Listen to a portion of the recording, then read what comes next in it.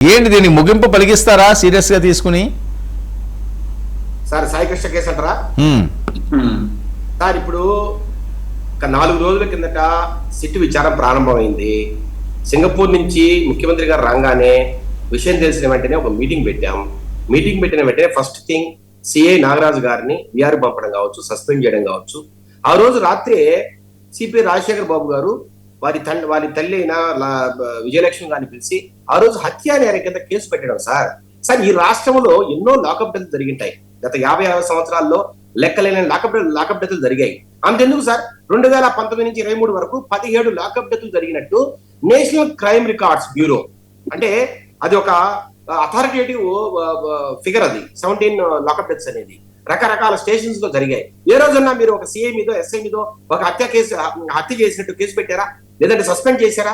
లేదంటే ఈ రోజు సార్ మీరు చూస్తే క్రైమ్ రిమాండ్ రిపోర్ట్ లో మీరు స్పష్టంగా రాశారు, సిఐ నాగరాజు గారికి గాదే సాయికృష్ణ గారిని అప్పగించిన తర్వాత ఆయనే దానికి ప్రథమ ముఖ్య కారకుడు, అతన్ని చంపేశారు, లాకప్ డెత్ చేశారని క్లియర్ కట్ గా ఈరోజు సిట్ రిమాండ్ రిపోర్ట్ రాసిన నేపథ్యంలో ఆయన్ని 14 రోజులు జ్యుడిషియల్ రిమాండ్ పంపారు. అట్లాగే సార్ మళ్ళీ పోలీస్ కస్టడీకి అడుగుతున్నారు. అట్లాగే ఆయనతో పాటు ఎవరెవరు ఈ దాష్టికంలో పాల్పంచుకున్నారు, ఎవరెవరు సాయికృష్ణ ఇబ్బంది పెట్టారు, ఏ రకంగా అతన్ని మాయం చేశారు, లేదంటే చంపేశారా, లేదంటే ఆయన ఏమైనా పారిపోయాడా, లేదంటే మీరు చెప్పినట్టు చంపి బూడిద చేశారా, కాల్చేశారా, రకరకాల వాదనలు సార్. వీటన్నిటిని కూడా ఈ రోజు సిట్ దర్యాప్తు చేస్తోంది. అంతేగాని సార్ గంటకు ఒక బ్రేక్ న్యూస్ కావాలా, గంటకు ఒక సంచలన వార్త కావాలా, ఆ గంటకు మేము చెప్పింది అక్కడ స్టేషన్ లో సిబిఐ దర్యాప్తు జరగాలంటే అది పాసిబులా సార్? ఇప్పుడు నేను ఒకటే అడుగుతున్నా, సాయికృష్ణ గారి తల్లి గారికి రకరకాల న్యూస్ తెలిసి ఉంటుంది, రకరకాల ఇన్ఫర్మేషన్ అంత దగ్గర ఉంటుంది. అంత మాత్రం అదే నిజం అనుకుంటే సార్? సార్ నిన్ననే ఒక ఇంటర్వ్యూ చూసాను సార్ నేను. ఆమె క్లియర్ గా చెప్పారు, నాకు న్యాయం జరుగుతోంది, నాగరాజు గారిని అరెస్ట్ చేసి జైలుకు పంపారు, నాకు న్యాయం జరిగినట్టే, ఇంకా కూడా 7-8 మంది ఉన్నారు దీంట్లో, వారిని కూడా అరెస్ట్ చేయాలని మాట్లాడుతున్నారు. ఇంత లోపలే సార్ 1-2 రోజులు కాకముందే సార్ ఒకటి అంటున్నా, ఒక కేసు ఒక రోజులో తేలుతుంది, ఒక కేసు వారం పట్టచ్చు, ఒక కేసు నెల కూడా పట్టచ్చు సార్. దాంట్లో ఉన్న పూర్వపరాలు సమస్యలను బట్టి, దానికి ఉన్న కాంప్లికేషన్స్ బట్టి సార్, ఇప్పుడు ఈ ఇష్యూ జరిగింది అక్కడ ఒక పోలీస్ స్టేషన్ లో, చేసింది ఎవరు సార్? పోలీసులు చాలా ఆర్గనైజ్డ్ గా, చాలా సిస్టమేటిక్ గా పనిచేస్తారు. మరి వాళ్ళల్లో ఒకళ్ళు ఎవరో తప్పు చేశారన్నప్పుడు చేసిన తప్పు కూడా చాలా పక్కాగా చేస్తారు సార్. దాన్ని బయటికి తేవాలంటే కొంచెం టైం పడుతుంది. అదంతా కూడా ఆలోచించకుండా ఎప్పుడైతే నాగరాజు గారిని మనము జైలుకు పంపించామో వెంటనే ఇంకో కొత్త వాదన తెచ్చారు, సిబిఐ ఎంక్వైరీ కావాలా అంటారు. సార్ నేను అంటున్నా, నిజంగా సిబిఐ ఎంక్వైరీ కావాలని అడుగుతున్న ఈ వైసీపీ పార్టీ నాయకులు వైఎస్ వివేకానంద కేసు 2019లో చనిపోయిన వ్యక్తిని ఇంతవరకు కనీసము నిందితులను పట్టుకున్నారా? అసలు ఏం జరిగిందో తేల్చారా? అంతెందుకు సార్, జగన్మోహన్ గారి విషయంలో 13 సిబిఐ కేసులుంటే ఇంతవరకు ఒక్కటన్నా జరిగిందా? ఒక్కటన్నా విచారణ ముగిసి ఏదన్నా తేల్చారా మీరు? లేదు సార్, సుగాలి ప్రీతి కేసు సిబిఐకి ఇచ్చారు, ఇంతవరకు ఎక్కడైనా దాంట్లో దర్యాప్తు జరిగిందా? లేదంటే రకరకాల ఈ మధ్య కాలంలో జడ్జిలు తిప్పుతున్నారు సోషల్ మీడియాలో అని 2022లో ఒక కేసు ఇచ్చారు, దాంట్లో ఏం చేసింది సిబిఐ? సార్ నేనంటున్నా, సిబిఐకి ఇచ్చింది మాత్రాన అదేదో వారం 10 రోజుల్లో కంప్లీట్ చేస్తుంది అనేది అబద్ధం. రెండో సార్, నేను ఇంకో మాట అంటున్నారు, జ్యుడిషియల్ ఎంక్వైరీ పెట్టిన అంటున్నారు. సార్ మీరు లాకప్ డెత్ జరిగినప్పుడు సార్ నాకున్న ఇన్ఫర్మేషన్ ప్రకారం 2020లో చీరాల కిరణ్ అనే వ్యక్తిని లాకప్ డెత్ చేశారు, 2021లో మహమ్మద్ గౌస్ అనే వ్యక్తిని గుంటూరులో లాకప్ డెత్ చేశారు, 2022లో మురపాక మహేష్ అనే వ్యక్తిని శ్రీకాకుళం జిల్లాలో లాకప్ డెత్ చేశారు, 2022లోనే సుబ్రహ్మణ్యం అనే వ్యక్తి కర్నూలులో లాకప్ డెత్ చేశారు. ఈ వీటిల్లో ఎక్కడైనా ఒక్క దాంట్లో అయినా మీరు జ్యుడిషియల్ ఎంక్వైరీ చేశారా?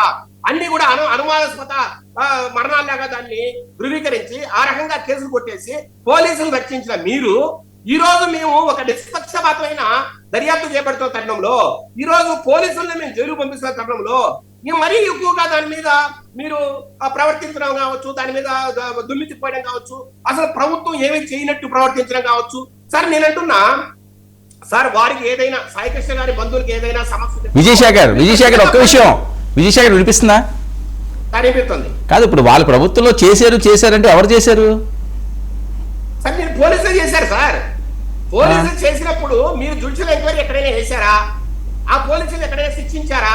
సరే, వాళ్ళు వేయలేదు కాబట్టి ఇప్పుడు అంతేనా సార్? నేనంటున్నా, ఈ రోజు మనం చేస్తున్నాం. ఈ రోజు ఎన్డీఏ అలయన్స్ గవర్నమెంట్ లో మనం ఈ రోజు పోలీసులను మనం శిక్షిస్తున్నాం, వారిని ఆల్రెడీ సస్పెండ్ చేశాం సార్, హత్య కేసు పెట్టాం సార్. ఈ రాష్ట్ర చరిత్రలో సార్, దేశ చరిత్రలోనే ఒక సిఐ మీద హత్య కేసు పెట్టి ఒక గవర్నమెంట్ అతని జైలు పంపడం ఎక్కడ చూసాం మనం? ఇంత నిష్పక్షపాతంగా సార్. నేను కొన్ని మాట్లాడకూడదు కాబట్టి మాట్లాడతా సార్. గాదే సాయికృష్ణ అనే వ్యక్తి ఏమన్నా స్వాతంత్ర సమరయోధుడా, లేదంటే సంఘసేవకుడా, లేదంటే అద్భుతమైన అభ్యుదయవాద? అతను ఒక క్రిమినల్ సార్. కృష్ణలంక అనే ప్రాంతంలో ఒక దారుణమైన పరిస్థితుల్ని ఆయన క్రియేట్ చేశాడు. అలాంటి వ్యక్తి సరే సార్, చంపడము, లాకప్ చేయడం అనేది తప్పు, దీన్ని ఎవరు సమర్థించరు. కానీ అతని మీద 2 వారెంట్లు పెండింగ్ లో ఉన్నాయి. అతని స్టేషన్ తీసుకెళ్లారు.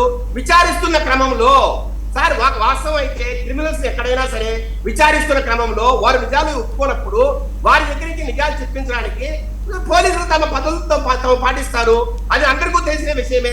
అంటే అది లీగల్ ప్రొసీజరా, లీగల్ గా మంచిదేనా అంటే ఓకే ఓకే ఓకే ఓకే ఒక్క నిమిషం చర్చిద్దాం ఎక్కువ పడినప్పుడు ఏదైనా జరిగినప్పుడు ఓకే ఓకే ఈ రోజు సార్ ఈ జరిగే సరే విజయ్ చర్చిద్దాం ఒక్క నిమిషం ఏంటి రాజీవ్?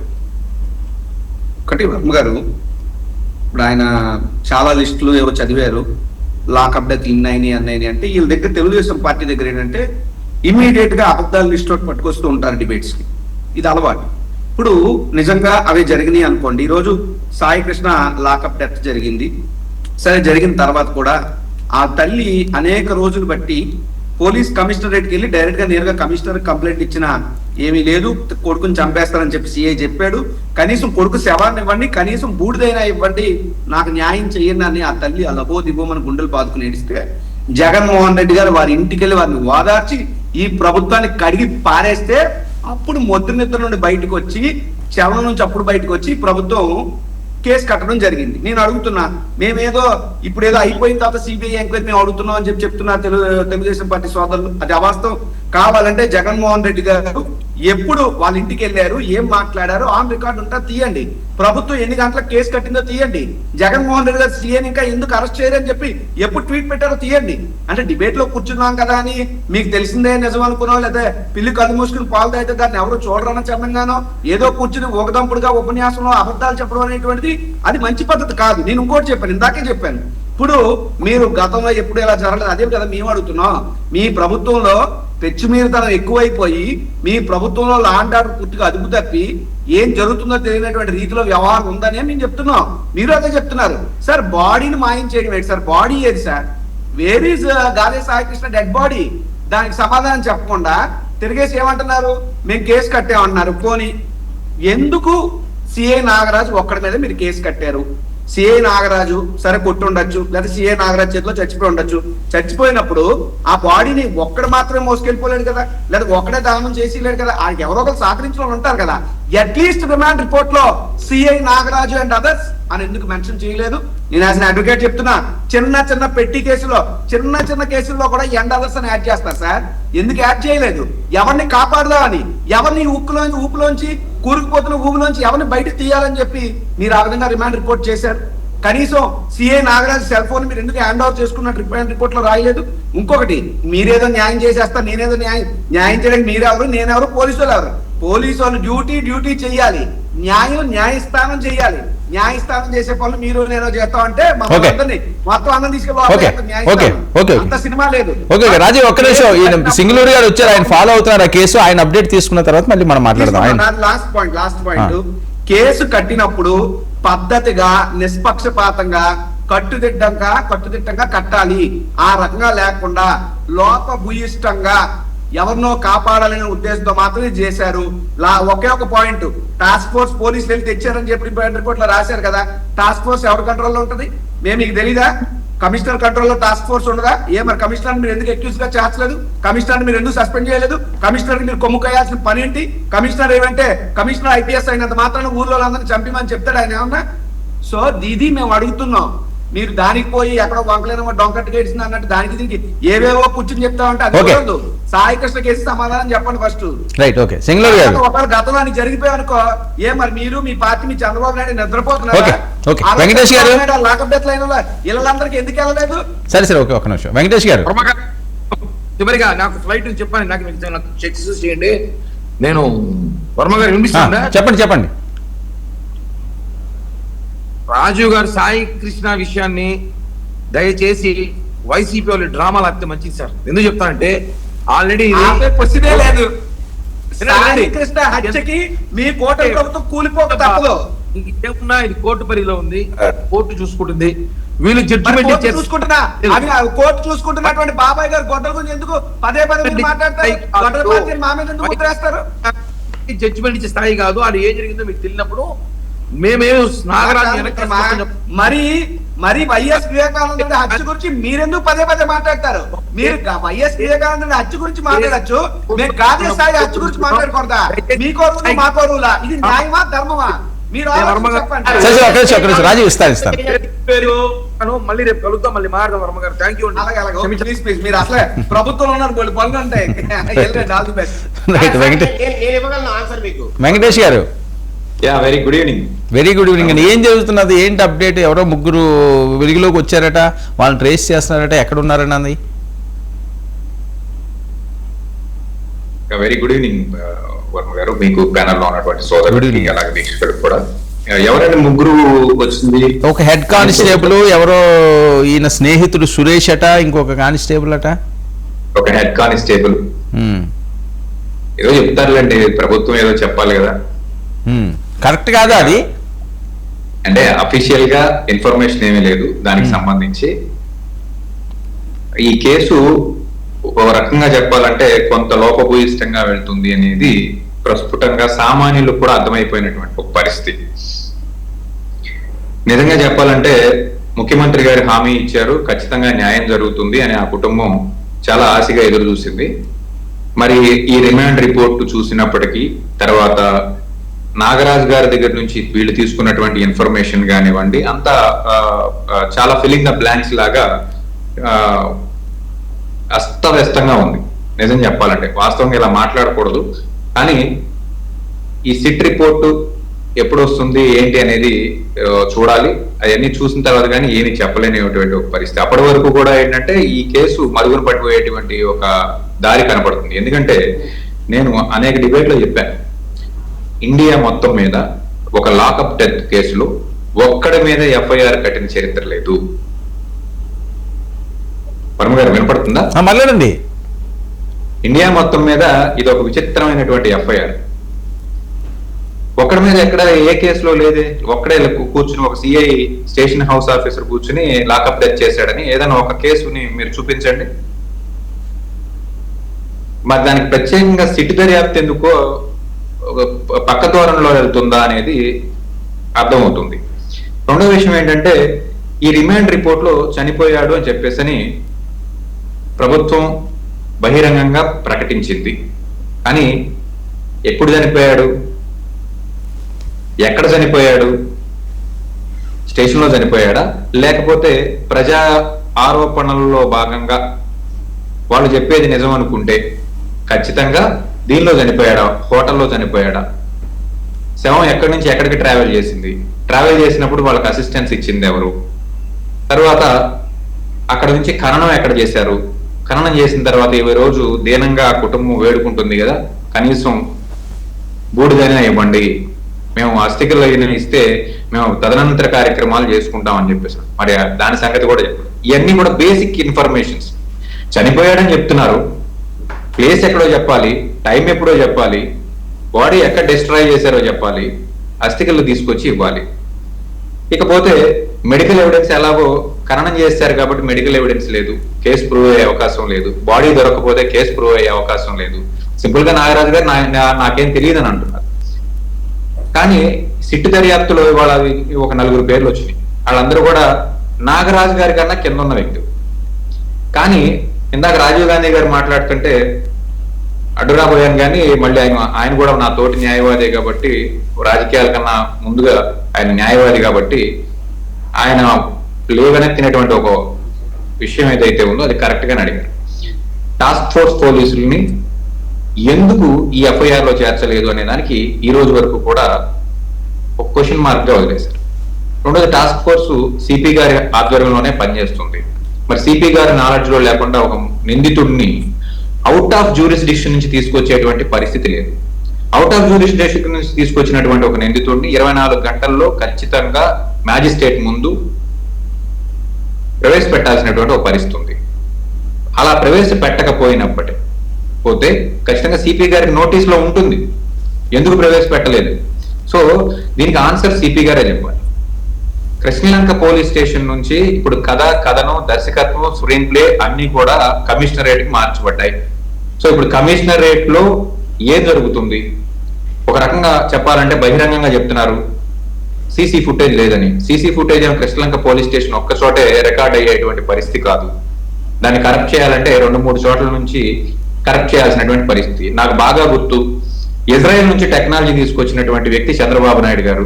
ఇప్పుడు మన ఫోన్ ఇస్తే మనం ఎన్ని డిలీట్ చేసినా, ఎంత సెర్చ్ హిస్టరీ క్లియర్ చేసినా, ఫోన్ పుట్టిన దగ్గర నుంచి డేటా తీయగల సమర్థమైనటువంటి ఎక్విప్మెంట్ విజయవాడ కమిషనరేట్ పరిధిలో ఏబి వెంకటేశ్వరరావు గారి ఆధ్వర్యంలో తీసుకురాబడిందని చెప్పేసి ఆ రోజు పత్రికలన్నీ కూడా కూడే కూర్చుని, నేనైతే చూడలేదు కానీ మరి అంత ఎక్విప్మెంట్ ఉన్నటువంటి ఒక వ్యవస్థ, పోలీస్ వ్యవస్థ, సాక్షాత్తు రాజధాని నగరం విజయవాడ అంటే, ఇటువంటి నగరంలో ఇటువంటి కార్యక్రమం జరిగినప్పుడు ఆఫ్టర్ ఆల్ సీసీ ఫుటేజ్ బయటకు తీసుకురాలేనటువంటి ప్రభుత్వంలో మనం ఉన్నామా?